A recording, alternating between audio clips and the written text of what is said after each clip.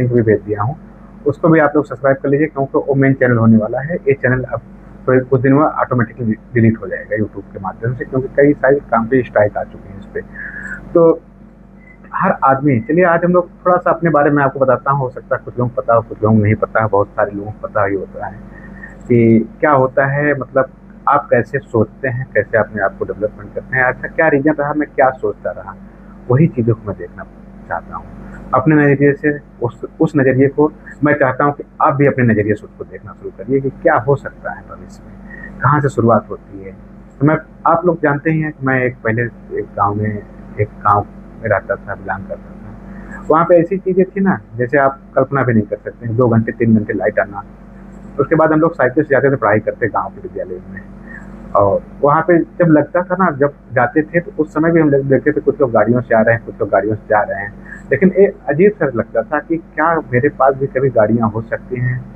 मुझे लगता था गाड़ी में मैं बैठ गया हूँ अगर ना कभी। गांव में जब शादियाँ होती थी तो हम लोग के यहाँ बारात जाती थी, दो तरह से बारातें जाते थे। एक जो बहुत वीआईपी लोग रहते थे ना, वो गाड़ियों में बैठ के जाते थे, उनके पास फोर व्हीलर गाड़ियाँ रहती थी। जो लोग थोड़ा कम बच्चे रहते थे उनको टाली ट्रैक्टर में बैठा के लोग लेके जाते थे। तो ऐसा जीवन था कि अगर हम लोग कभी मान लीजिए किसी शादी में अगर गलती से फोर व्हीलर गाड़ी में अगर बैठ के चले गए, तो लगता था आज बहुत खुशनसीब हूँ मैं, आज मैं बहुत अच्छी कैटेगरी में आ गया हूँ जो इस गाड़ी में बैठने के लिए चला गया हूँ। और पता है उस गाड़ियाँ की ना तो एसी चली रहती थी, शीशा खोल देते थे, आराम से चलती रहती थी। जब जाते थे हम लोग इंतजार करते थे कब दोबारा वहाँ से बारात विदाई हो, उसके बाद हम लोग यहाँ पे आके चले। अब कहीं भी फंक्शन में किसी भी जगह जाना रहता तो लगता था कि हाँ साला यही ज़िंदगी है अपनी, यही है। मतलब यहाँ से आज बहुत, उस दिन पता है क्या खुशी मिलती थी, हम लोग बातें करते थे, आज मैं इस गाड़ी में बैठ गया था, आज मैं इस गाड़ी में बैठ गया था। कोई कहता था मैं ट्रैक्टर में बैठ गया था, तो हाँ ये इतना एंजॉय किया। तो एक लाइफ होती थी, बचपना होता था लोगों का। उसके बाद रात में खेलना, दिन में खेलना, क्रिकेट खेलना, चले जाना, उसके बाद फिर कोचिंग के लिए जाना, पढ़ाई करना। तो उस समय क्या होता था, कभी आदमी सोचता था अगर बिजनेस के बारे में मैं सोचता, तो मुझे लगता था कि वहाँ पे सबसे अगर बिजनेस क्या करूँ, क्योंकि मेरे परिवार वाले तो ऑलरेडी आपको भी पता है कि एक नॉर्मल किसान है। हमारे यहाँ गांव में खेती में सब्जियां उगाई जाती हैं, लोग सब्जियों को मार्केट में बेचते हैं, उसी से घर का जीवन चलता है। तो उस सब चीज़ों को लेके लगता क्या था आप लोगों को, ये बताइए। आप भी सोचिए अगर उस जगह रह के। तो आज मैं सोचता था क्या कि अगर मेरे पास कहीं एक बड़ी सी मंडी होती जहाँ पे ट्रक ट्रक लोग अपना सामान रखते, मैं बेचता, वहाँ से 1000-2000 रुपये कमा लेता, तो बहुत बड़ी चीज़ होती है। और उस समय गांव में टमाटर वमाटर अगर हमारे यहाँ जाता तो बिकने में मार्केट में 2 रुपये, 3 रुपये, 4 रुपये, 5 रुपये के जी, मतलब अगर 5 किलो बिकता तो 20 रुपये में 5 किलो। और तब भी 200-300 रुपये, 400 रुपये अगर आ जाते थे घर पे ना, तब भी लगता था कि बहुत सारी चीज़ें हैं, बहुत बड़ा चीज़ आ गया है, आज बहुत ज़्यादा पैसा है। और जिस दिन गलती से हम लोग ये भी बनाते थे कि आज हम मार्केट में गया तो आज कम सब्जियां आए ताकि हमारा रेट जो है बढ़ के मिले, ये सब चीज़ें होती थी। तो वहाँ पे पढ़ाई क्या होता था पता है, हम लोग सुबह जाते थे 9 बजे, स्कूल गए, टीचर आते थे, पढ़ाते थे, मारते भी थे टीचर खूब अगर कोई गलती करते थे। तो कोचिंग भी उसके बाद जब से स्कूल से छूटते 4 बजे कोचिंग करते थे। जब सैटरडे संडे आ जाता था ना, लगता था कि आज कितना अच्छा है, आज संडे के दिन पूरा फुल एंजॉय, कपड़े अपने हाथ से धुलना, उसको प्रेस करके पहनना, अब खेलने जाना। फिर उसके बाद अगर टाइम मिलता था खेतों में भी जाके काम करना पड़ता था कि चलिए आज खेत में है, आज टमाटर की गुड़ाई करना है, लहसुन है, प्याज है, ये सब की, मतलब ताकि घर पे सब्जियां वब्जियां भी चलती रहे जीवन। अब सोचिए उस समय की अगर हम बात करते हैं कि आपके भी होंगे, बहुत सारे लोग गांव से निकलते होंगे, पढ़ते होंगे, और उसमें से परसेंटेज क्या होता है सक्सेस होने का, एक छोटा सा परसेंटेज परसेंटेज आता है कि हाँ हम 2-4 लोग ही जाके बाहर सक्सेस हो जाते हैं। उस समय शहर मतलब ये होता था कि शहर में घूमने चला जाऊँ ना, तो बहुत बहुत बड़ा सौभाग्य होगा कि मैं शहर चला गया हूँ। हम लोग सुनते थे।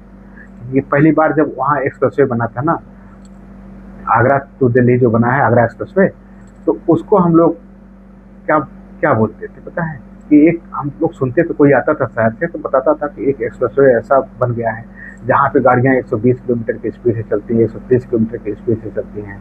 हम लोग लगता था ऐसा भी कहीं हो सकता है क्या, जहाँ गाड़ियाँ 120-30 किलोमीटर चलती हैं, वो कैसे चलती होंगी, चलती हैं कि उड़ती हैं, क्या है। वो शौक होता था कि हाँ हमें भी ऐसा चीज़ें देखना है। तो उस समय जब हम लोग प्लानिंग कर रहे थे, लगा कि हमको कि अब क्या करना चाहिए। हाई स्कूल हो गया, कोचिंग अच्छा ठीक है, पढ़ाई में हम लोग बहुत मन लगा रहा था, पढ़ना है बस। जब भी टाइम मिलता था काम से, उसके बाद फिर क्या करते थे, रात में बैठ जाते थे पढ़ने के लिए। मेरी आदत रहती थी, मैं पता है क्या करता हूँ, हमेशा जो भी काम लोग करते हैं जीवन में, सबसे मैं थोड़ा सा अलग हट के काम करता था। अगर मैं दिन में खेलता था, जब से अगर कॉलेज से आया, मैं पढ़ाई करके आया, उसके बाद 1-2 घंटा मैं खूब एंजॉय करता था जब तक करना रहता था। उसके बाद शाम में जब सब लोग खा लेते थे, ठीक आराम से, जब शांति का माहौल होता था, मैं बैठ जाता था पढ़ने के लिए। रात में 1 बजे, 2 बजे, 2:30 बजे तक, जब तक नींद ना आए पढ़ते पढ़ते, जब तक मैं सो ना जाऊँ तब तक मैं पढ़ाई करता रहता था। उसके बाद अच्छे नंबर आए, चलिए ठीक है, हाई स्कूल हो गया, इंटर हो गया। फिर लगा कि अब क्या है, उस समय उतनी नॉलेज नहीं थी, इंटरनेट नहीं था, क्या करना है क्या नहीं करना है। मुझे लगा कि अब चलते हैं इलाहाबाद, तैयारी करते हैं, कोई हो सकता है गवर्नमेंट नौकरी मिल जाए। मैं चला गया इलाहाबाद तैयारी करने के लिए। इलाहाबाद में गया मैं, वहाँ पे एक कोचिंग एविएशन थी, वहाँ पे आनंद भवन के सामने, वहाँ पे एडमिशन लिया। सिक्योरिटी में हमने एक रूम ले लिया। रूम था 6,000 का, 600 रुपये एक रूम था।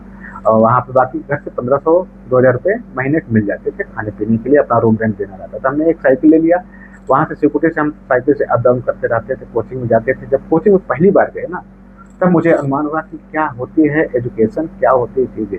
कोचिंग में हो सकता है, या तो ऐसा भी रहता था कि कुछ बच्चे जो होते हैं ना, वो पहले से 1 साल से 2 साल से 3 साल से तैयारी कर रहे होते हैं, उनका सक्सेस नहीं निकलता है रिजल्ट, लेकिन वो प्रैक्टिस करते रहते हैं वहाँ पे कोचिंग में। जब काम करते रहते हैं कोचिंग में, पढ़ाई करते रहते हैं अपना, उसके बाद क्या होता है, अगर हम लोग नए बच्चे जब जाते हैं तो टीचर पहले पढ़ाता है।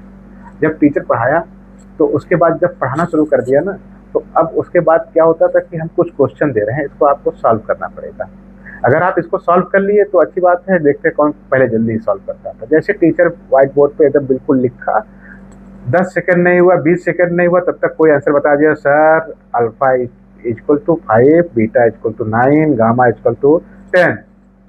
हम सोचते थे साला अभी हम क्वेश्चन पूरी तरह से उतार नहीं पाए, तब तक ये आंसर कितना कितना टैलेंटेड लड़के हैं। ये कैसे, ऐसा कैसे पॉसिबिलिटी है, कितना टैलेंटेड है, इनका सिलेक्शन नहीं हुआ, हम कहाँ बिलोंग कर रहे हैं। हम सोचते थे हम तो अभी लिख नहीं पाए, ये सब आंसर बता दे रहे हैं। हम तब लगा कि हम तो कुछ पढ़ाई नहीं किए हैं जीवन में। हमें लगा कि I think no, these are the better, I am not also in this type of student, I am not survive. मुझे अजीब सा लगने लगा। मैं सोचा कि यार चलो अब क्या करूँ, है ना। ये तो यहाँ पे सक्सेस होना बहुत बड़ी बात है, यहाँ पे रहना बहुत बड़ी बात है। पानी, इन्वायरमेंटल अच्छा नहीं लगता है गांव से जाने के बाद। उसके बाद मुझे लगा कि अब क्या करें यार, है ना। बहुत डिप्रेशन में आ गया मैं। 15 दिन किसी तरह सर्वाइव किया। 20 दिन कोचिंग की फीस जमा जा चुकी थी। हॉस्टल में जिसमें रह रहे थे वहाँ भी रूम रेंट दे दिए, सामान वामान सब कुछ शिफ्ट था, बिल्कुल बिल्कुल। तो अब मुझे लगा मैं क्या करूँ यार, यहाँ तो मैं टाइम वेस्ट कर रहा हूँ। इससे अच्छा मैं अपना फ्यूचर जो देख रहा हूँ कि एक गांव में ही चलते हैं, कुछ करते हैं। वहाँ तो हमसे ज़्यादा टैलेंटेड नहीं होंगे, यहाँ तो बहुत सारे लोग टैलेंटेड हैं। मैं कैसे इनके साथ सर्वाइव कर सकता हूँ, मैं कैसे इनके साथ रह सकता हूँ। मुझे बहुत अजीब सा लग रहा था यार, सही बता रहा हूँ। तो मुझे इतना अजीब लगा कि मैं क्या किया, मैं घर पे फ़ोन किया, मैं घर पे आ रहा हूँ मैं घर पे। आप लोग थोड़ी सी मेरी तबीयत ख़राब है। कहे घर वाले मना कर दिए, नहीं इतना पैसा लगा के भेजे हैं पढ़ने के लिए, घर नहीं आओ, जब छुट्टी होगी तब आ जाना। हम कहे ठीक है। मैं क्या किया कि मैं सोचा कि अगर कह रहे हैं कि तबीयत पानी सब अच्छी है तो क्यों आओगे, क्या करने के लिए आओगे। हमने सोचा कि चलो ठीक है, तबीयत ही ज़्यादा ख़राब हो जाएगी फिर क्या होगा। अगर तबीयत ख़राब होगी तो घर वाले तो बुला ही लेंगे कि आओ भाई, बेटा है, घर का लड़का है, ऐसा तो नहीं मरने देंगे हमें वहाँ। मैं क्या करता था, मैं खाना पीना सब बंद कर दिया। खाना पीना बंद करने के बाद क्या हुआ कि मैं एकदम बिल्कुल ऐसे भूख, एक दिन खाया नहीं, 2 दिन, 3 दिन, 4 दिन पानी से पानी पी रहा था, 5-6 दिन तक। शरीर एकदम दुबला पतला हो गया 10 दिन में। थोड़ा जाता था कहीं चाय, बस एक चाय पीता था, एक जीरा मिलता था इतना बड़ा छोटा सा 2 रुपये का, तो उसको मैं खा लेता था। तो लगता था चलो ठीक है, मतलब शरीर में एनर्जी थोड़ी सी बनी रहती थी तब भी। और उसके बाद कोई एक डॉक्टर के पास में गया। हम कहे डॉक्टर साहब कोई ऐसी एक दवा दे दीजिए हमको जो बुखार आ जाए, हमारी तबीयत खूब खराब हो जाए। वो कहा कि आपकी तबीयत सही है, ऐसी कोई दवाई नहीं है कि जिससे हम दें आपको बुखार आ जाए, आपकी तबीयत खराब हो जाए। हम कहें अरे यार कुछ तो करिए, भाई तरीका मैं बता सकता हूँ। हम कहें क्या। कहा कि आप अपने सर के एकदम नहाइए, बिस्तर भिगो दीजिए, गीला करके कंबल ओढ़ के सो जाइए, प्याज के 2 टुकड़े सर पे 2-3 टुकड़े रखिए, आपको बुखार आ जाएगा। हम कहे चलो ठीक है। अब गांव का आदमी जानते ही हैं, जो आदमी खेतों में काम किया रहे, स्ट्रांग हो, वो कहाँ जा सकता है, उसकी तबीयत इतना आसानी से खराब नहीं हो सकती है। ये मैं समझ ही नहीं पा रहा था उस समय। उसके बाद में क्या, मैं गया, प्याज 2-4 प्याज लिया, उसको काटा, सर के पास रखा, कंबल को भिगो दिया, सोया रहा। सुबह उठा तो फिर साला कोई तबीयत में असर नहीं हुआ। गर्मी का मौसम था और अच्छा लगा हमें। हम कहे अब क्या करें, तबीयत खराब नहीं हुई। डॉक्टर ने कहा चलो ठीक है, अगर तुम अगर भीगने से तबीयत खराब होती तो हम चलते हैं। मैं रात में चला गया। फिर उसके बाद अगले दिन क्या हुआ, मैं रात में उठा, छत के ऊपर गया, वहाँ पानी की टंकी लगी थी। पानी की टंकी में अंदर एकदम बिल्कुल घुस गया। अंदर घुस के एकदम ऐसे भीगता रहा 1 घंटे, 2 घंटे, 3 घंटे, मतलब 2 बजे तक रात में उसी पानी की टंकी के अंदर बैठा था। फिर लगा यार, फिर आया सोया, फिर देखे सुबह फिर भी तबीयत खराब नहीं हुई। देखिए इतने दिन में करीब 10 से 12 दिन हो चुके थे। मेरी तबीयत ऑलरेडी लग रहा था कि एकदम कमजोरी से शरीर में हड्डियां ही दिख रही थी। लगता था कि अब तो ठीक है। उसके बाद जैसे हुआ तो घर वालों के पास मैंने फ़ोन किया। मैं कहा कि मैं आ रहा हूँ, मेरी बहुत ज़्यादा तबीयत खराब है। घर वाले पहले कहें अभी कैसे तबीयत खराब हो जाएगी, क्या हो गया ऐसा, तबीयत तो खराब होना नहीं चाहिए था। चलो अगर अच्छा है ठीक है आओ। हम क्या किए, घर जाने के बजाय हम अपना सारा सामान वामान पैक किए। जबकि घर जाना था हमको दिखाने के लिए, हम चाहते थे एक कपड़ा लेके चले जाते फिर चले आते। हम अपना सारा सामान पैक किए। पैक करने के बाद हम बस पकड़े, आराम से जाके गाँव का, एक्चुअली मेरा गाँव ऐसी जगह है जहाँ पे बस एकदम समझे घर के बगल में रुकती है। तो मैं गया, बस से उतरा, वहाँ पे घर वाले आए, रिसीव किए। तो घर वाले पहले पूछे तुम्हारी तबीयत खराब थी, इतना सामान लेके आने की क्या जरूरत थी। मुझे लगा कि यार बात तो सही कह रहे हैं, है ना, ये मैं गलती कर दिया। कहें फिर उसके बाद फिर क्या हुआ, घर पे गया, मैं घर पे गया, आराम से घर वाले खाना खिलाए। उसके बाद हमारे पिताजी गए, एक डॉक्टर के पास लेके दिखाए। ठीक है, मैं क्या किया था, डॉक्टर के पास गया, हमने कहा हमारे पेट में दर्द हो रहा है, कुछ खा नहीं पा रहे हैं, कुछ पी नहीं पा रहे हैं, उल्टी हो जा रही है। जबरदस्ती में उल्टी, खाना अगर घर वाले खाना खिलाते मैं जबरदस्ती जाके पानी पी के उल्टी करता था, जबरदस्ती की, मतलब लगे कि इनको तबीयत मेरी खराब एक्चुअल में है, तबीयत खराब मेरी। फिर मैं क्या किया, 2-3 दिन तक घर वाले खूब जबरदस्ती खाना खिलाए। उसके बाद खाना खाना शुरू कर दिए। उसके बाद 2-3 सिरप था वो पी जबरदस्ती पिला दिए। 4-5 दिन में फिर पहले जैसा शरीर हो गया, तबीयत सही।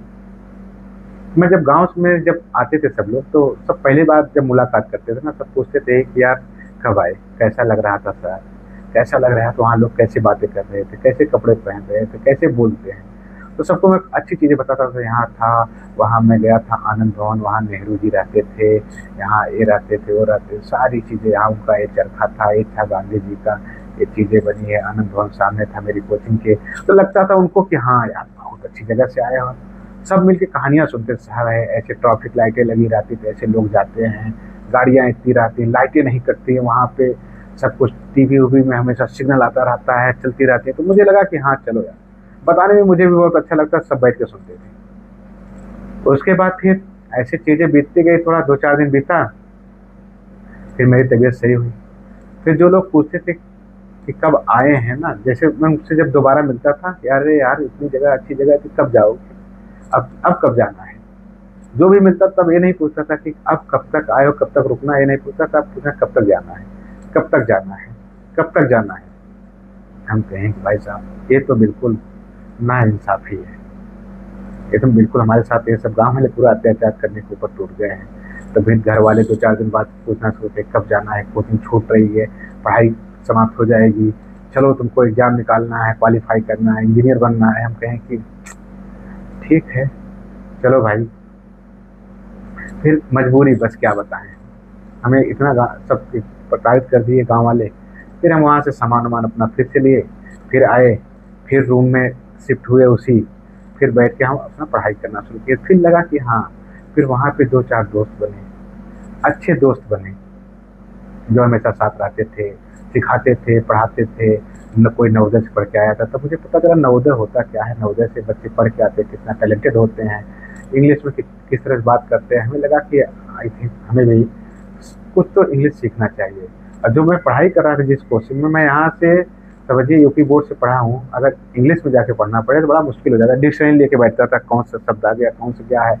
उस समय मोबाइल इतना नहीं चलता, कीपैड था, तो सब चीज़ों को सर्च करना पड़ता है डिक्शनरी। ए नाम से ये है, ए से ये मिल जाएगा तो इसका मतलब ये है, कुछ तो ये सब चीज़ें बहुत कठिन लाइफ है। तो मैं पहली बार जब एग्ज़ाम देने गया तो वहाँ इलाहाबाद में ट्राई करने के बाद आईआईटी पेपर दिया, AIEEE दिया, 2 ही पेपर दिया था, तो किसी में सिलेक्शन तो नहीं हो पाया क्योंकि चीज़ें कुछ ऐसी रही, कंडीशन ऐसी रही कि जो बेस होना चाहिए था, जो पढ़ाई की चीज़ें होती थी, लगता था गाँव में हम बहुत सब कुछ पढ़ लिए हैं, लेकिन वहाँ पे जाने के बाद ना मुझे लगा कि अब मैं बहुत कमज़ोर हूँ। बहुत कोशिश किया, सब कुछ करने के बाद फिर मुझे लगा कि अब नहीं हो पाएगा, रिज़ल्ट आया, मैं गाँव चला गया। अब रिज़ल्ट का वेट कर रहा हूँ घर पे। घर वालों को ये लग रहा है कि अब की बार मेरा बेटा रिज़ल्ट निकाल लेगा, ऐसे किसी AIEEE या तो IIT कॉलेज में सिलेक्शन हो जाएगा। अब जैसे रिज़ल्ट आया, अब सोचिए रिज़ल्ट आया पूरी तरह से फेल। उसके बाद उसके बाद घर वाले पूछ रहे हैं रिज़ल्ट आ गया, अब क्या होगा? कौन सा कॉलेज मिल रहा है, क्या मिल रहा है? हम क्या उनको बताएँ कि रिज़ल्ट में हम तो फेल हैं भैया। पिताजी को बताया किसी तरह, बहुत मुश्किल से पहले मम्मी को बताया अपनी, ये रिज़ल्ट जो आया है ना, उसके बाद बहुत ख़राब हो गया, पेपर उल्टा आ गया है, इस तरह से आ गया। पिताजी हमारे डिप्रेशन में, कम से कम हमको 500 गालियाँ दी ही होंगी। जब देखते तो तब गाली देना शुरू कर देते। हम कहीं से आते थे, हमें मन ही नहीं करता था कि अब जो है कंडीशन उल्टी